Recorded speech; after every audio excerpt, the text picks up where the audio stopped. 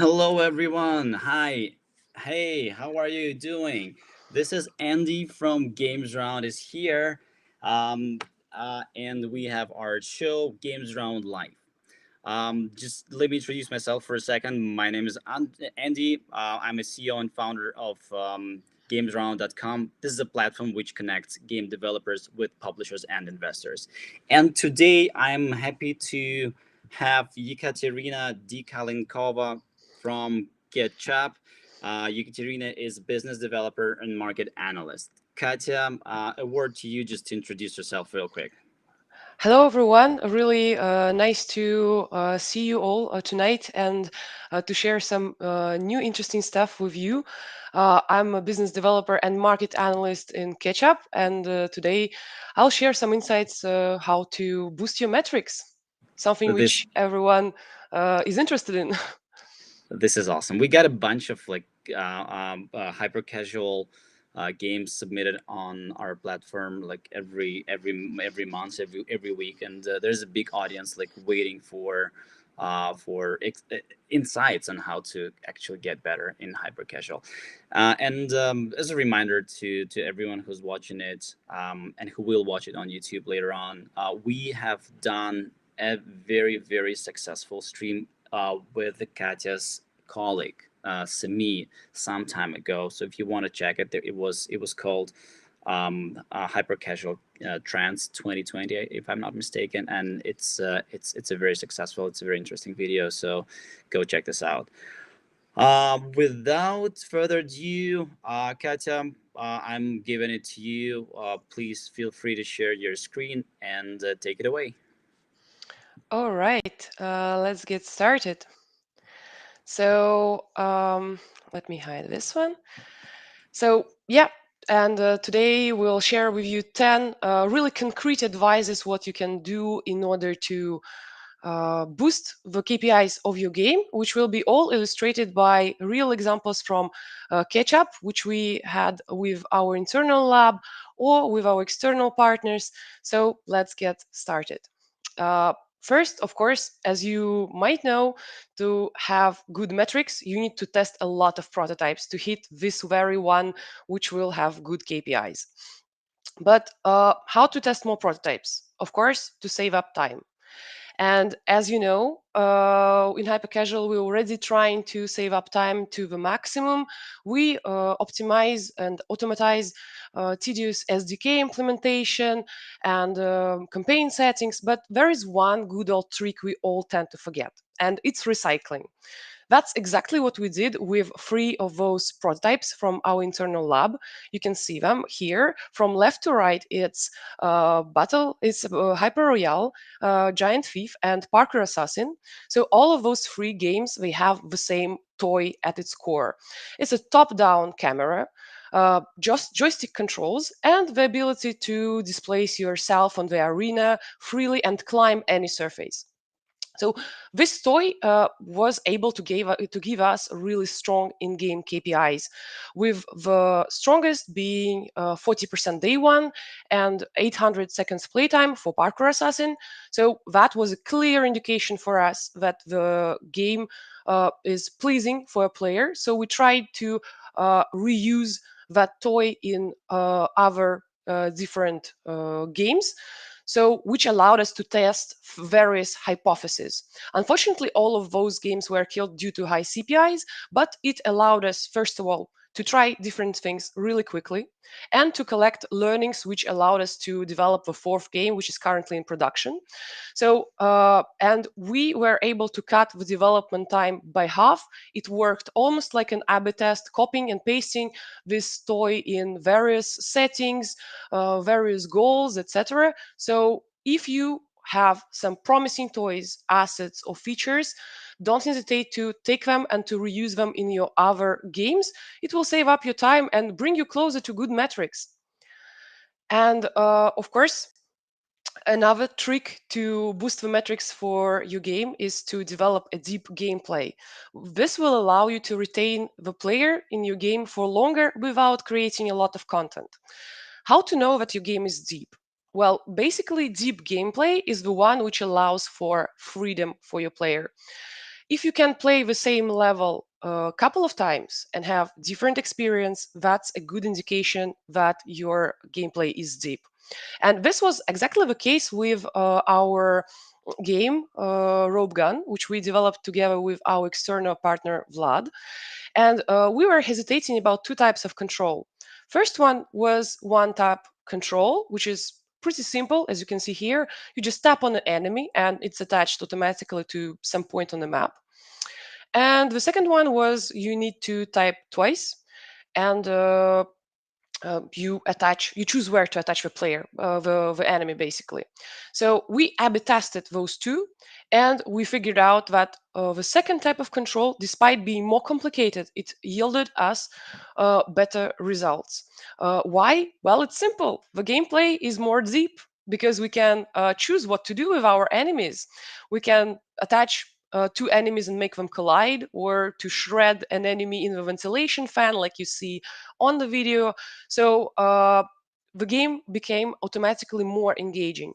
So when you face a similar situation and you don't know which type of control to choose for your game, try to think in terms of depth. What type of control would bring more depth, more replayability in your game, and you will see a positive impact on your in-game KPIs.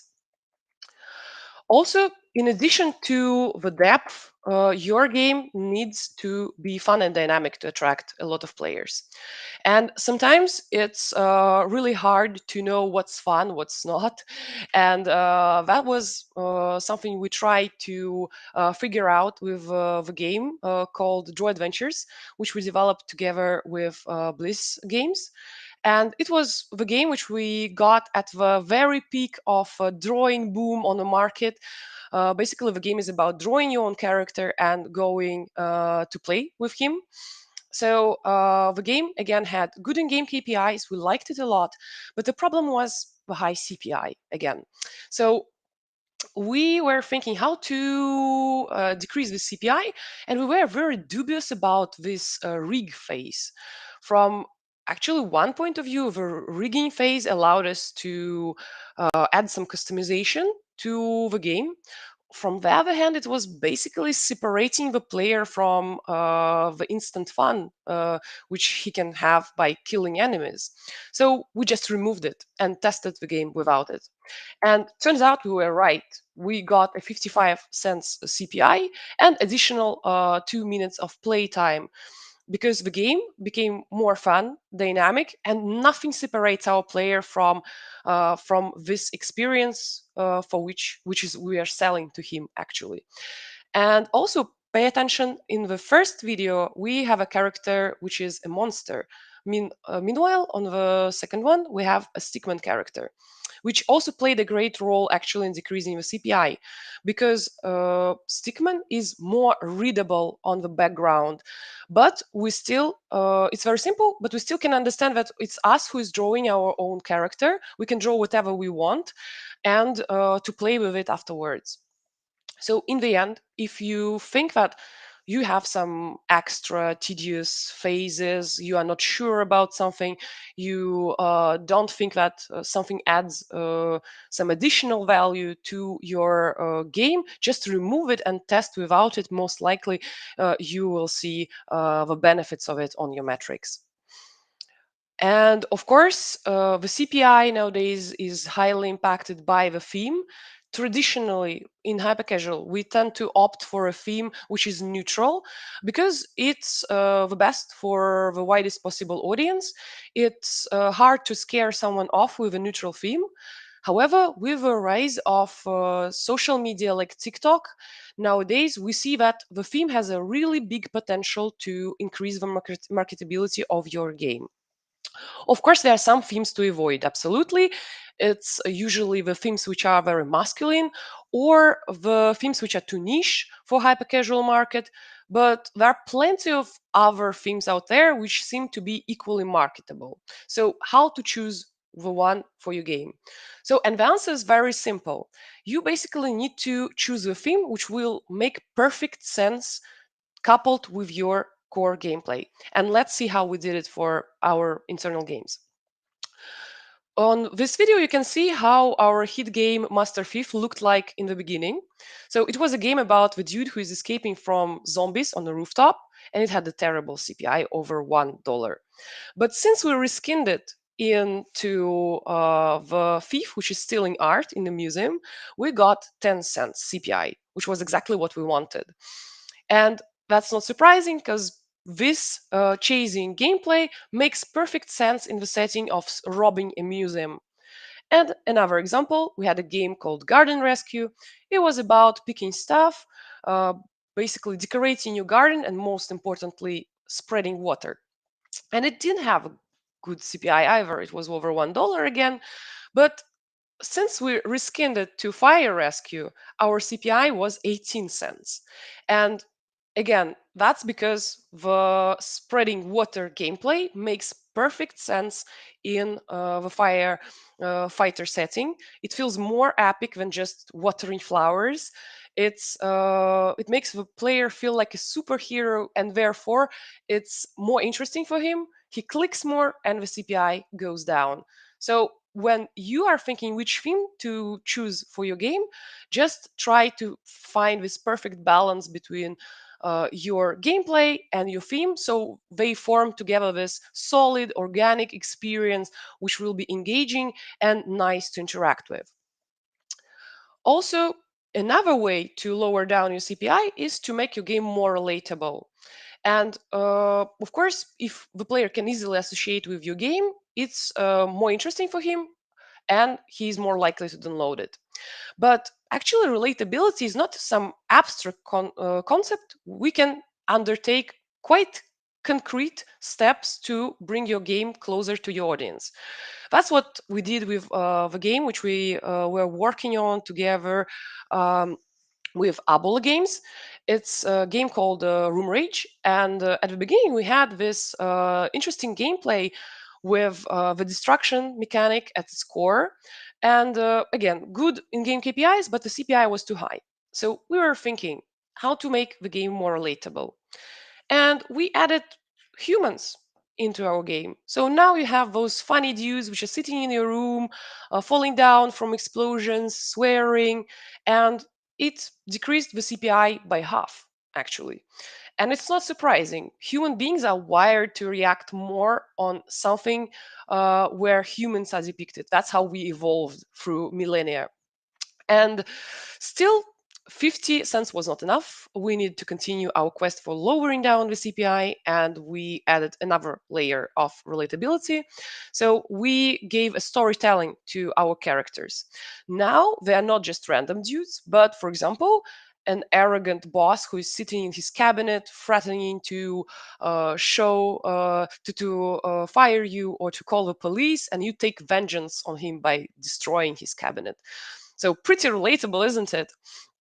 And our audience also thinks so. Therefore, we got like a 20 cents CPI, which was great. And when you face the same challenge in your game, just try to follow those steps. Add people, make those people react to something your player does, and make those people not just random stickmen, but policemen, a robber, I don't know, a model or something like that. Give them those readable, simple, relatable stories. And of course, let them interact with your player, let them talk to him, and you will see an impact on your CPI. Also, continuing the topic of CPI, but this time with a greater focus on the creatives. So, as you might know, it's crucial to showcase your game from a right side in order to lower down its CPI, and creatives play a great role in it. So, that's actually can be illustrated by our work together with Bazinga Studio on the game which is called Groundbreaking. It's a game where you need to break floor and to make the bad guys fall, meanwhile, not touch the good guys. So again, strong in-game KPIs, playtime, retention, everything was good, but the CPI was on the high side. And we loved absolutely the gameplay, so we dispatched our marketing artists in order to produce plenty of different videos in order to lower down the CPI. So they tried plenty of stuff, including adding some trendy elements. At the time, the market was full of puzzle games with pins. So we thought that adding those pins into the creatives will probably make it more attractive for a player. We also added a bear in it for it to look more epic. But unfortunately, zero impact on our KPIs. But the creative which actually showed the biggest difference was the one which was the simplest, the most minimalistic one, with just one stickman in the middle of your video, but still you can see that the key mechanic of the game, groundbreaking, is still showcased and pretty clearly. So that makes the player understand what the game is about in the first 3 seconds of gameplay. And not surprising, it gave us a low CPI of 34 cents. So of course, you might see that a lot of competitors will use trendy elements like Pop-Its or Squid Game in their creatives. Of course, it can work, and this is the way to go, but it will not profoundly change what your CPI. Meanwhile, if you try to make minimalistic creatives and make a focus on clarity and simplicity, try to clean up the screen of all the distracting elements and make the player understand what the game is actually about without any noise, that has a bigger potential for decreasing your CPI. And of course, as you might know, nowadays the games are as complicated as ever. So they consist of plenty of various levels, like boss levels, bonus levels. Some of them are entirely compilations of mini gameplays. And how to prioritize all of this content, how to know what's the best for your player. And we'll show you how to do it on the example of Samurai Slash. That's the game we developed together with our Japanese partner Indie Games. And this game is about slicing the objects which are coming at you. And we faced the classic challenge of hypercasual, how to lower down the CPI. And we decided to record a different creative for each type of a level, including the boss one. And turns out we were right, because the boss level was the one which caused the lowest CPI of 20 cents. And we decided to put this level at the first. So it became a first level in Samurai Slash. And we, in addition to decreasing the CPI, we also were able to increase our retention by 4%. That's logic, isn't it? So the user finds this creative, he likes it, he clicks on it, he installs the game, and he gets served instantly. So he has this extremely marketable gameplay at the first place. And of course, if your game is like Samurai Slash and it contains plenty of different gameplays, take time and record a separate creative for each of them, then test it, and prioritize all of this content in the order of marketability of those different types of gameplay. This way, you will be able to boost your retention and to attract a lot of players in your game. And you probably already noticed that the challenge we are facing most frequently is very high CPI. So that's not a coincidence, because low CPIs are getting more and more rare nowadays due to a lot of factors. Due to changes with iOS 14, or due to the competition which is heating up. But what it means for us, that means that we should do our best in increasing the LTV of our games, so it will be higher than our CPI. And rewarded videos play a great role in it. We absolutely love rewarded videos. They are the most profitable type of advertisement, and at the same time, they don't harm retention. Quite on the contrary, they can boost retention if they are placed wisely in your game. So actually, we try to make some experiments with our game's crowd defense and Just Survive, which you can see on the screen. So probably you've seen a lot of rewarded videos which are depicted in different games like currency multipliers or an option to get some skins. But we actually start to see that players getting tired of those typical classic placements. They click less on such rewarded video opportunities. So we try to bring something new in our internal games. So we added an opportunity to watch a rewarded video in the level directly. And in exchange of rewarded video, for example, you have an opportunity to unleash a powerful storm on all of your enemies and basically change the outcome of the level. Or in crowd defense, for example, you can watch a rewarded video and get infinite ammo until the end of a level. And that was actually a game changer because we were able to increase the quantity of rewarded videos per daily active user by 2. So players wanted those things. They were making a big difference for them. They wanted something spectacular, something interesting, and therefore they were watching those videos. So in your game, if try to think what to monetize and try to bring those monetization features closer to the gameplay itself. It will make those reward videos more desirable for the player, increase their amount per daily active user, and boost your LTV. Another example on increasing the LTV of a game is our game Art Blitz, which we developed together with JetDoc Studio. And this game is special because you can see that it's pretty simple. You need to rearrange tiles and assemble a painting. But this game has not only day 1 or day 7 retention rate, it has day 30 retention rate. And the LTV of day 30 at its max was over $1, which is huge for hypercasual. However, in the particular case of this game, it's not that huge because the CPI of it is also quite big.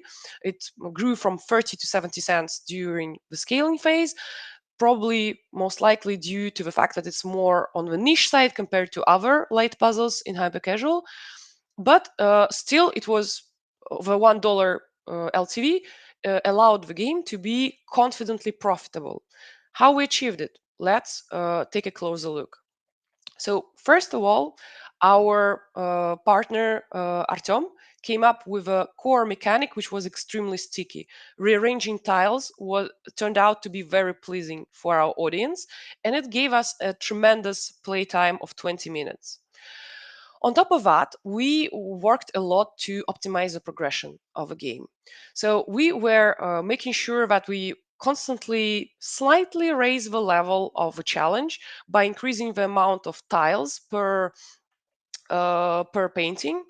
So and from time to time, we're suggesting a special challenge, which you can see on the right video. It's the painting which was divided into several segments, and we called it difficult level.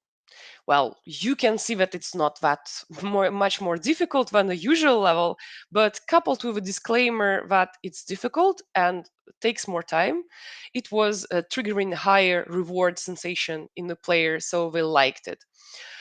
And last but not least, we had the collection, the meta feature, which allowed us to showcase all the previous progress which was done by the player. And it was triggering something which is called sunk cost bias in our audience. That's the psychological fallacy which prevents us from stopping doing something in which we already invented a lot of time. So the player was motivated to continue assembling those paintings.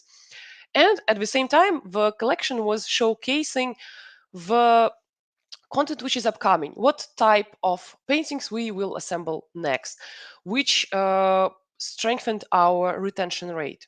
So if you summarize what you should do for your game to boost its LTV, like we did with Art Blitz, you need to understand that first you need to choose a core mechanic which will be sticky, provide a good playtime, then try to really strike this balance between the good progression, which slightly increases the level of a challenge, but still is very tolerant to mistake, frustration free, and doesn't make any of your players churn away.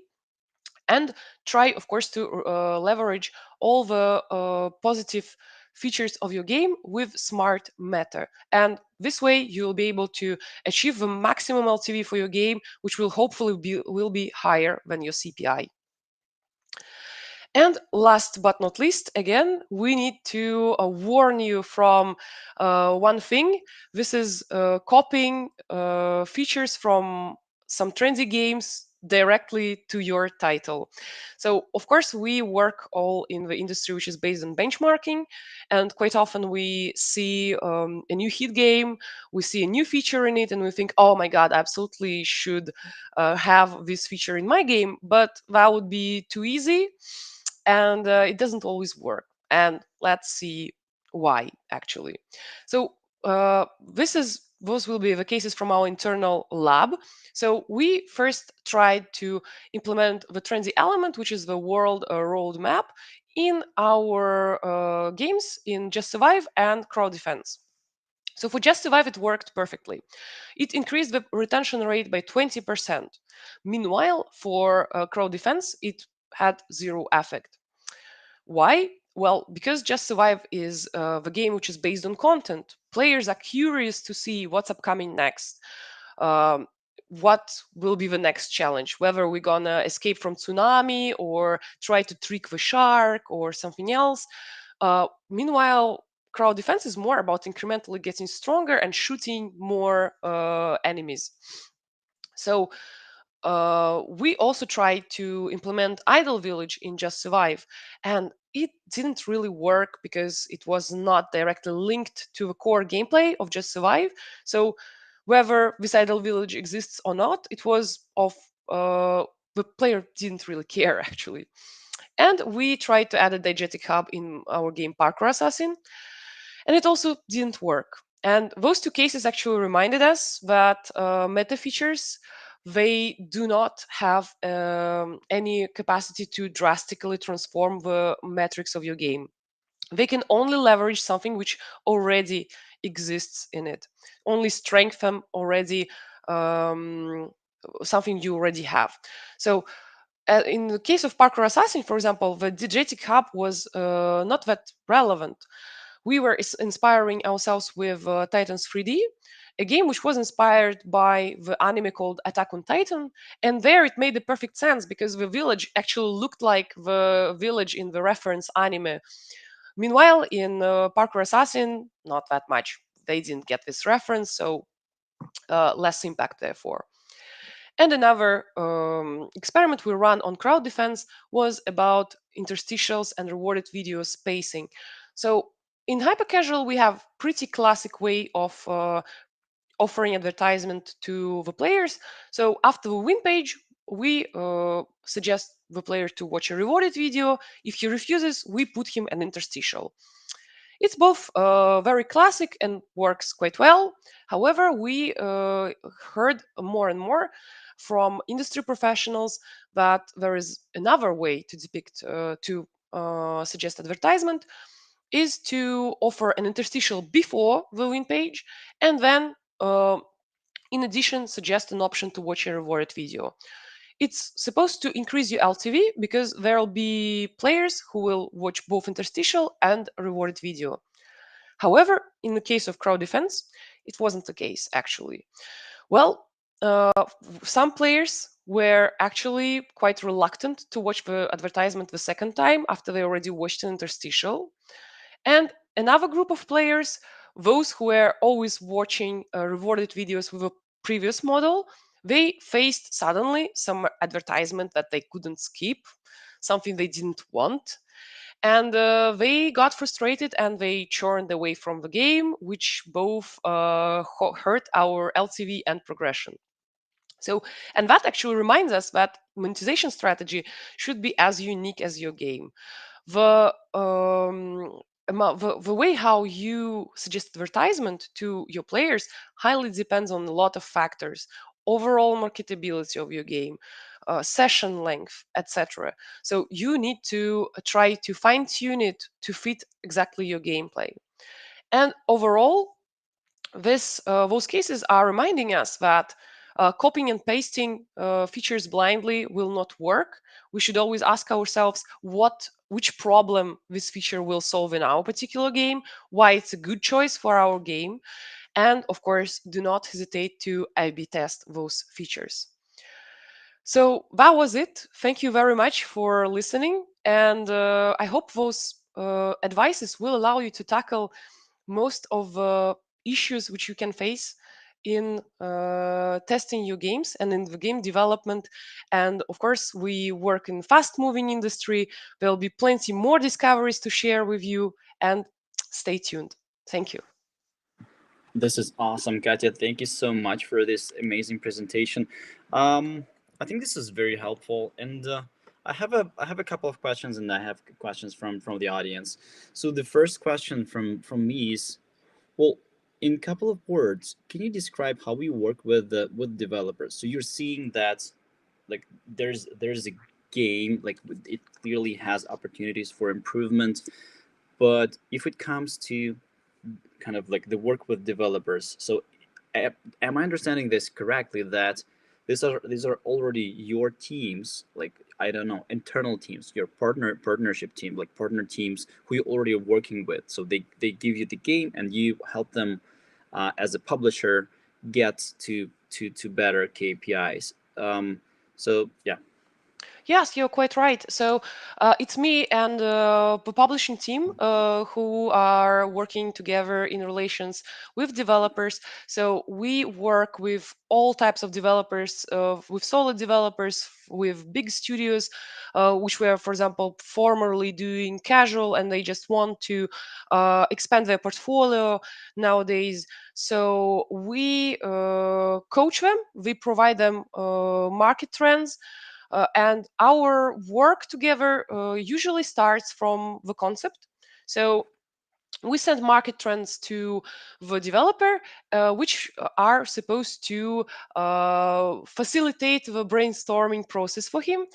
Then he can submit us a couple of ideas, and we provide an extensive feedback on each of those ideas, explaining why this thing will work, why it will not. Also, we can tell the developer whether this concept has been already done, because that's the most frequent, actually, reason why we might refuse an idea. We have a big library of hypercasual videos where we can search basically the gameplay videos by keywords. So, for example, if you submit us an idea about animals, we will be able to really quickly see what has been done in recent years about animals, whether your idea has some potential, whether it has distinguishing feature, and if it's too similar, for example, we can advise you to tweak it a little bit to have its own like spicy stuff which can attract the player. And then, as soon as since the idea is chosen, you work in close contact with our publishing managers. For each developer, we have a separate publishing manager who is fully supporting him during the development process. We try to allocate as much time as possible to each developer. So this means that we don't have many projects per publishing manager, and he tries to think together with you to advise you on everything from, I don't know, the core gameplay to assets to choose, etc. So you constantly communicate on Slack, and if you have some need to ask, for example, some technical issue about SDK implementation, you can ping our technical team or some game designers. So our team is fully there to support you. Then we go on a test, and we basically aim for the same metrics as everyone else. The CPI less than 30 cents. The retention of first day should be around 40%, and playtime around 10 minutes. And after the test, we actually see what are the metrics, whether it worth continuing or not. We share absolutely all the results of the test with you. We are like fully transparent, and we debrief it for you if you need it. We tell you what was good, what was bad, why it was so, etc. So yeah, and then we take together a decision how to move forward on the game. And if your game has a potential, we try to boost its KPIs until it's ready for launch. And we launch all the games which are profitable, given that you also want to launch them. This is Awesome. how we work in a nutshell. Yeah. Got it. There's actually a question from Nathan, which is related to what we were discussing. Do we need to bring you a game which already has a high metrics, or you can work with us to improve the game? So I assume this is about a studio which you're not working with yet, but they're just sitting there and just thinking, okay, I need to like have something. Like, to what extent I need to like develop the game, like so that it's ready to be shown to you guys. Basically, you can come to us even if you have just a concept. You can just describe it in a PowerPoint and in just one slide and send it to us. We'll discuss it. Uh, we will, if it's a good concept, we will discuss it together and develop a game together. For the test phase, we need 10 minutes of gameplay because we're testing games for both CPI and retention and playtime. Because as you could see from a presentation, nowadays it's not enough just to test the prototype for CPI. CPIs are getting good CPIs are getting rarer. So for us, it's crucial to test the whole marketability potential of your game. And if you have strong in-game KPIs, there is a chance that we will find a way to lower the CPI and to make your game profitable. Got it. Awesome. Thank you. Another question related to that. What is the quickest way of testing KPIs? What's your recommendation for a game analytics engine? We use game analytics with our team. Hmm. So, of course, there are CTR tests. I mean, this is the quickest way to get some insights in what your CPI might be, but it's not exhaustive and it's not the most accurate one. So I would probably use CTR testing for comparing two hypotheses between each other, but if you have a good CTR, doesn't guarantee you good CPI. So in my opinion, I would test the game directly on CPI, retention, and playtime. I see. Um, okay, there's another one. Um, yeah, I think it's a real it's related to game studios. They're like pretty small, right? And so the question is, creating different creative materials is a big part of lowering CPI.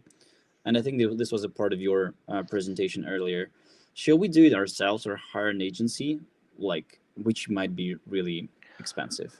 Yeah, creatives are crucial nowadays, and this is why we take care of them because it evolved in the whole science on its own to make the right creatives for your game. So when your game is ready for the test, you basically make a build where we can tweak the maximum amount of parameters, like for example, number of coins, number of enemies, and we transfer this build to our marketing video artist team, which I mentioned in the presentation, and they will make those videos for you.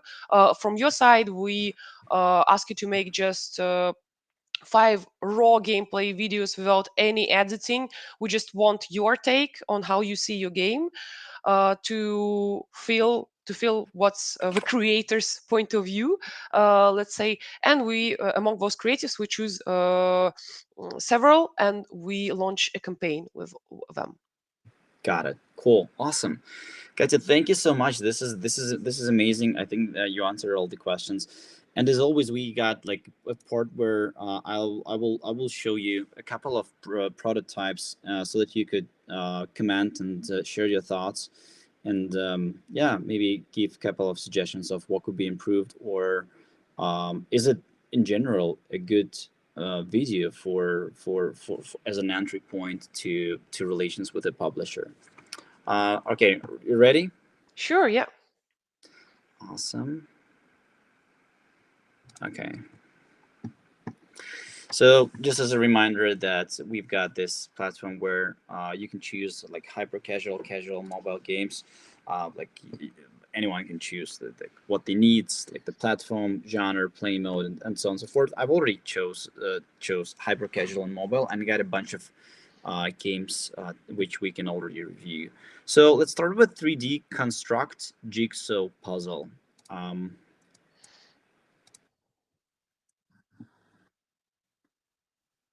and you can guys you can actually comment on the way. I don't need to wait for until the end All of the. right. So, thank you.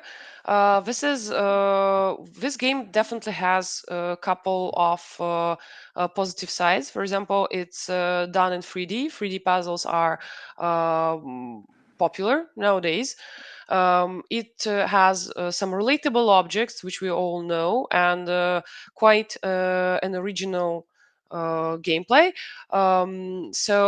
However, the light puzzles are a bit complicated to make because you need to find the gameplay which will be unique but not too difficult, but at the same time engaging enough.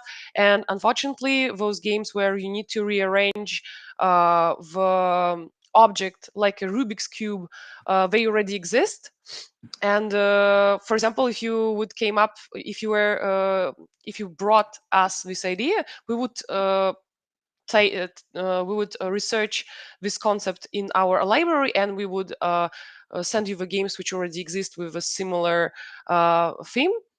But in general, as an advice from ideation standpoint, if something exists in 2D, it's always a nice try to make it in 3D, and always try to merge and to experiment with different gameplay elements from different games. You will be able to find something new. Is this video is enough for you guys to just start working with the team, like, or you would say no, pass. It's not new. It's been around for some time, so no, we don't want to work with this team. Well, I mean, as I already mentioned previously, you can come up even just with an idea because video is plenty enough, and it's a nice way to get in contact with us. And of course, we would tell you that it already exists, but we wouldn't stop here. We would actually explain you why, for example, making such game would probably be not the best try to reach the good Yeah. metrics. We would show you the games which already exist with a similar gameplay. And we would suggest you to brainstorm a new idea from scratch. And we would send you the market trends of this current month. You're not obliged to provide us an idea based on those market trends. They're just for your overall, let's say, development. Cool. Let's move on. Yeah. So yeah, we would definitely propose you to make a new game and would accompany you in this new process. Awesome. This is great. Portal and Run. Let's see what they got here. All right, it seems like a runner in the apocalyptic setting. It's very dynamic, so it looks pretty fun. And however, now actually runner games are the most popular games in 2021. However, we have this feeling like this game is a bit on the Subway Surfer side, so you just need to run and avoid obstacles. And that was very popular a couple of years ago. Meanwhile, nowadays, for your runner to be popular, you need to come up with some secondary mechanic like stacking or completing something like maybe body deformations. Um, in order to reach success. And of course, your runner should be deep. There should be some freedom in it. Meanwhile, this game is a bit too binary. So basically, we hit the obstacle, we lose. We reach the finish, we win. So I would probably work more on the depth of gameplay, and also you have a lot of elements on the screen which are non-functional. They of course help you to feel the atmosphere, but in hyper casual it might be quite tricky because as you know, hyper casual players, they have a really low skill level. Yeah. So we're trying to make the game as frustration free as possible, and those non-functional elements, they can because we never actually know whether it's an obstacle or it's just a decoration, and that might confuse the player. He might lose because of that.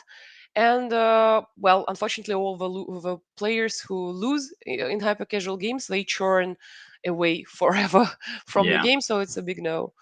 Yeah. Yeah. Totally. Great. This is great. Let's move on. We've got something like this. All right, I see. Well, very trendy multiplier gates, which we've seen a lot of times. Pretty good execution. Everything is very understandable. You can see you have a color code. Everything moves in a very natural way. However, this game is unfortunately too close to Countmasters. Countmasters used to be a really big hit, and when the players see the game which was similar, they have a deja vu feeling. They feel Yeah. like they already saw it. They are not that interested. So the CPI is getting higher, unfortunately. So if you try to invent some distinguishing feature on top of this base of countmasters, that might be really interesting. For example, recently we saw a game where you stack the gates instead of basically collecting stickmen, and you it was very nice twist, which was very original. Got it. Awesome. Um, Another game which we probably have already seen, but let's take a look at it. Yep, it's a reverse stack. We had like a lot of games like that, something like 4 to 3 years ago in Hyper Casual, with this the only difference that you go down instead of going up. And yeah, first of all, the gameplay is too close to those famous games. And also, geometric setting is not that popular nowadays, as you might see in during my presentation, in the relatability slide and in the slide of about the theme. The theme can boost the marketability of your game, and if you have humans in your game is an opposite to just a ball, you will have a greater potential to have a low CPI. Meanwhile, this game feels a little bit like the one on the dawn of hyper casual era, and unfortunately, the reversing the direction of climbing is not a sufficient distinguishing feature, and I'm afraid the CPI would be really high. Yeah, makes a lot of sense. Cool. Then we've got another one. It's called Paper and Trash.